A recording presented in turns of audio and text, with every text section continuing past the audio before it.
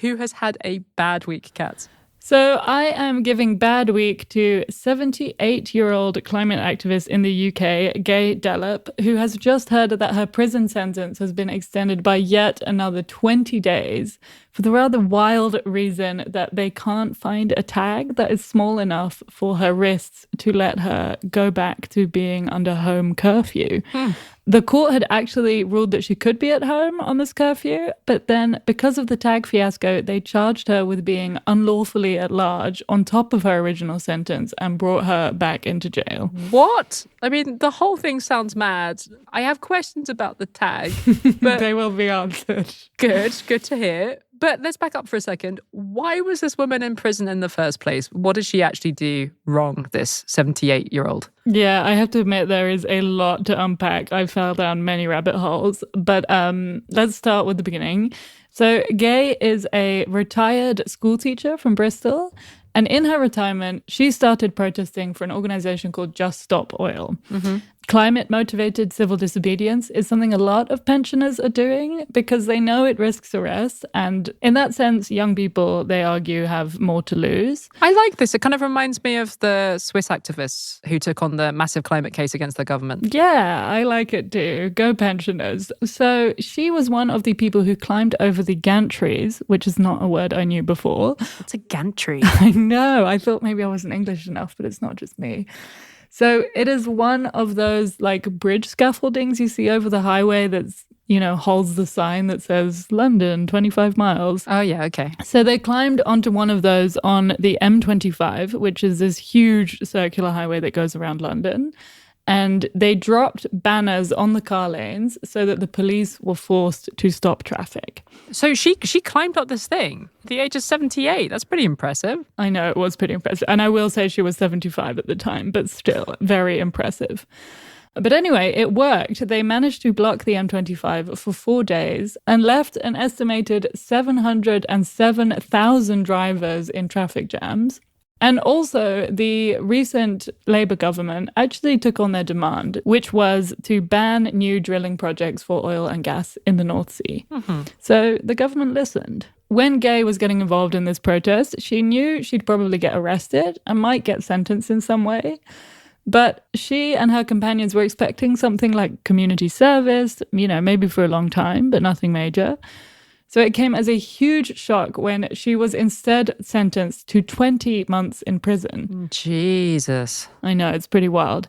There were 5 others with her who got similar, slightly longer charges. Okay, but hang on. The UK, the proud nation of my birth, it's supposedly a free country where it's legal to protest. What is the crime that she committed, specifically, according to the courts? So the official charge is causing a public nuisance, which they did. I mean, I don't want to downplay the impact.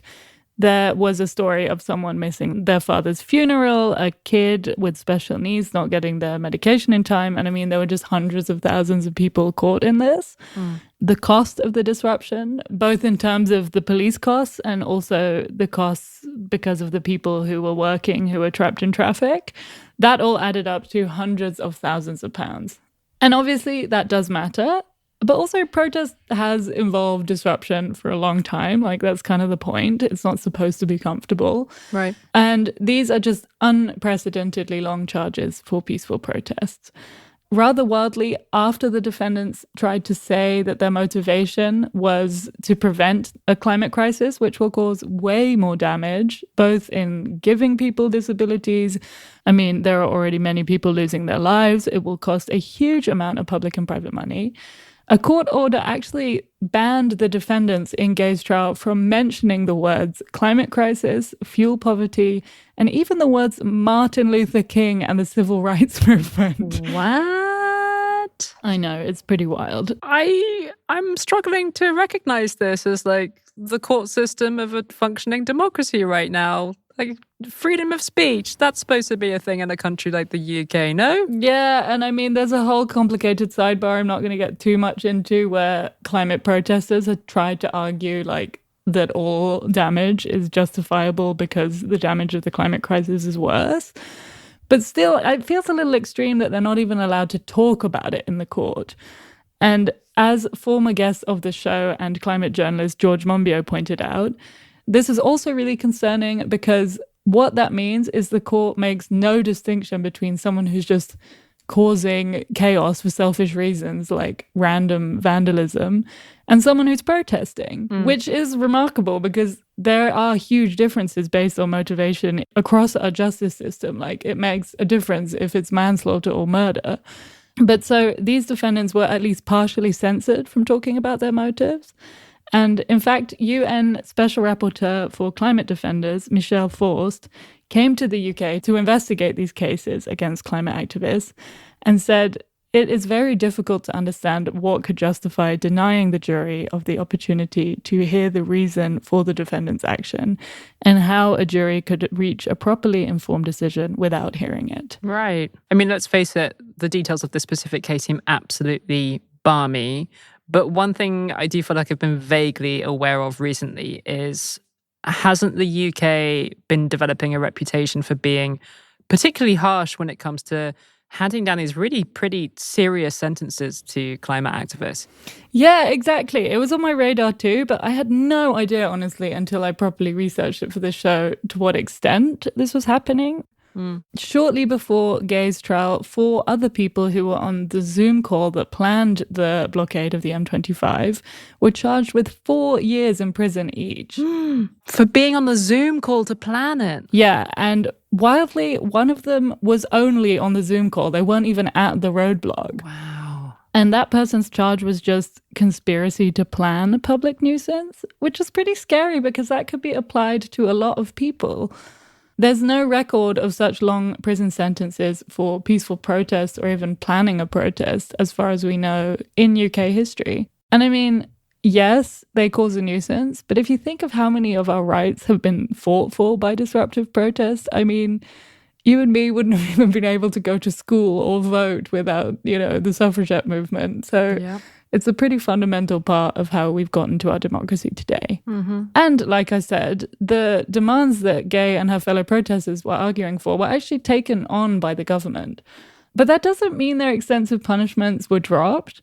To add to the punishments, on the morning of the protest, the court ordered an injunction, which the protesters didn't know about, which meant that anyone participating would be made to pay £200,000 in legal fees. Now, this is not normal. So protesters like Gaie may have known they were risking arrest, but like multiple years in jail and these huge sums of money, they just had no idea that this is what they were risking. So where exactly has this trend of treating climate activists so harshly in the UK justice system, like, where has that come from? So in the past few years, the previous Conservative government in the UK came up with a bunch of new laws that makes it possible to charge protesters way more easily. People call these the new public nuisance laws. One of them, the Police Crime Sentencing and Courts Act in 2022, makes it possible to give people a 10-year sentence. And the other one, the Public Order Act of 2023, makes it possible to criminalize even peaceful demonstrations. And these laws were also used to jail a peaceful protester, for example, for walking slowly down a road for 30 minutes. And as I said, Michel Forst, the UN Special Rapporteur, he has been investigating this, and he said it's important to highlight that prior to these legislative developments, it has been almost unheard of since the 1930s for members of the public to be imprisoned at all for peaceful protests in the UK, let alone for this long. He also added that he is seriously concerned about these regressive new laws. And actually, not long after those laws were first announced, the UK branch of Extinction Rebellion announced that they were going to be moving away from protest and public disobedience. They said they wanted to stay accessible and were worried they couldn't safely encourage people to protest if this was the judicial climate they were operating under. It's starting to sound a little bit like Belarus here. I know, it's really not the image that I had. It's really much more extreme than I realized.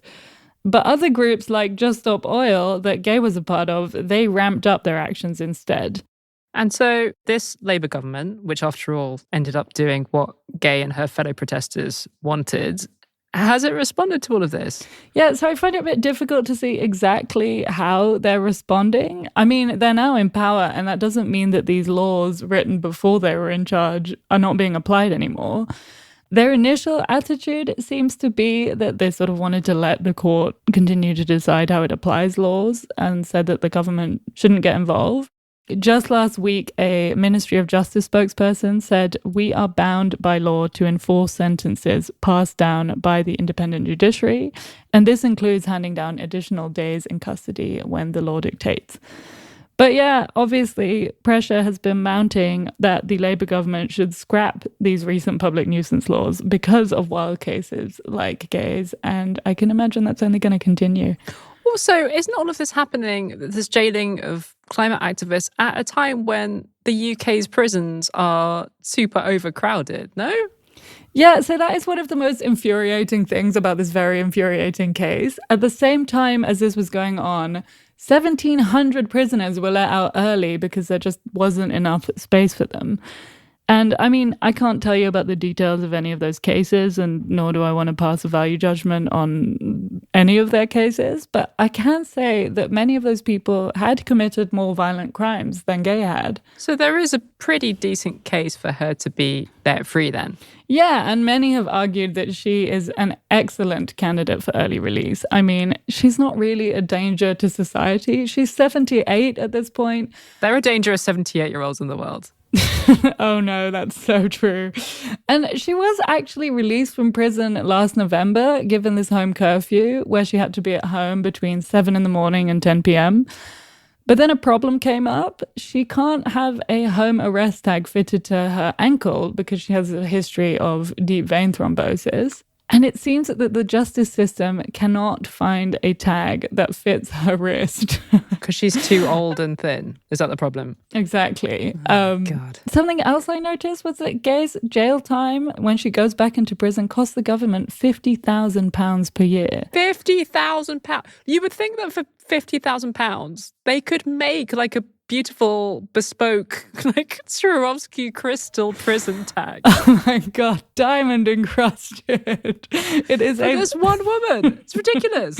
Absolutely valid question. I mean, I just cannot believe that like Silicon Valley tech bros are talking about us going to live on Mars to survive climate change, but we can't make this woman a tag. I just cannot understand. Astonishing. And I mean, I would argue that everyone, regardless of their wrist size, should be subject to the same justice system.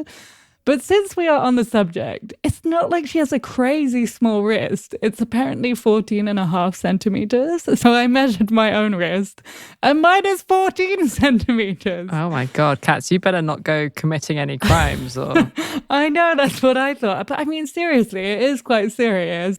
Can the tagging company really not build a tag that basically fits a woman? Yeah, yet another example of the world not being designed for women's bodies. Something I also can't really make sense of is that it seemed like Gaie was initially allowed to be at home curfew in spite of the lack of tag. Like, at that point, they had a probation officer who would come round and check if she was at home on time. That seems like a good solution. Yeah, but then at some point, for reasons that are not clear to me, they changed their mind and said that because she had no tag, she might have to go back to prison.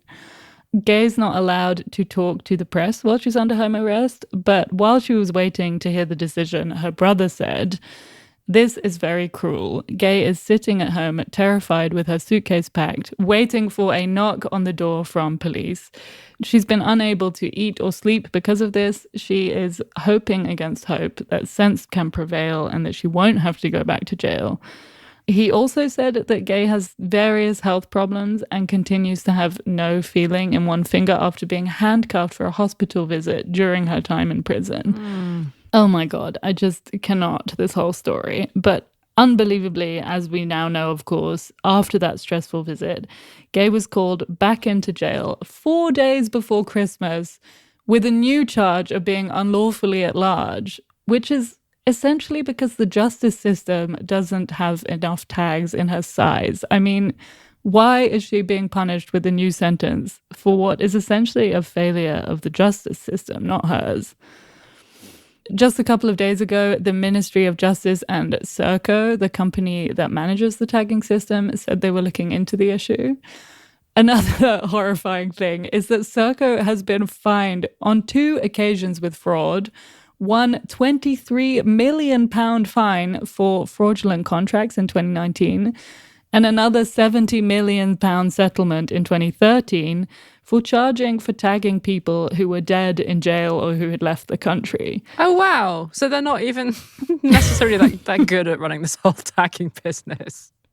Clearly not. This is not the first mistake. And you would think after all of this kind of case, this crackdown that we're seeing on climate protesters is having a serious effect on how free people are feeling to go out and protest in the UK.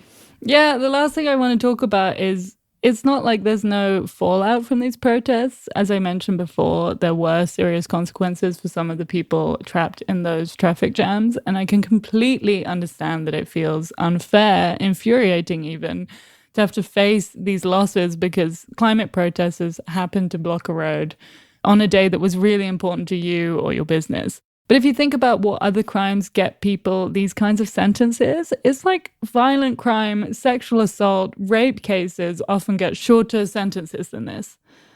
The point of jailing people is supposed to be when they cause a threat to society and themselves. And I think most people would argue that those kind of violent crimes are way more of a threat than a 78-year-old woman who, yes, blocked a road in a pretty dramatic way, but also has no track record of violence and can't get a tag because she has deep vein thrombosis and small wrists. It is just wild.